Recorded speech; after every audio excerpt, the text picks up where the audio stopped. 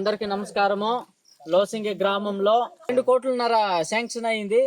ఇప్పటి వరకు ఈ బురదలోనే తిరుగుతున్నాము. ఇగో కాలువలు కూడా కొట్టుకుని పోయి తోరలేసారు కానీ ఆ కాలువలు కొట్టుకుని పోతున్నాయి.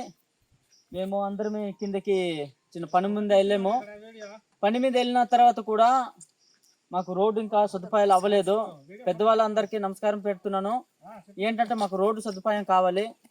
ఓట్లు శాంక్షన్ అయిన తర్వాత ఓట్ల కోసం అయితే మా కాలు కింద వచ్చి కాలు పట్టేసుకుంటారు, అన్నీ చేస్తారు. కానీ మాకు రోడ్డు కావాలి, ముందు మాకు రోడ్డు కావాలి. ఎందుకంటే చూడండి, బురదలో మేము తిరుగుతున్నాము. వర్షాలు పడితే బళ్ళు ఎక్కవు, అన్ని చేయవు, చాలా ఇబ్బంది అయిపోతున్నాము. మాకు రోడ్డు సదుపాయం సహాయం చేయాలని కోరుకుంటున్నాము.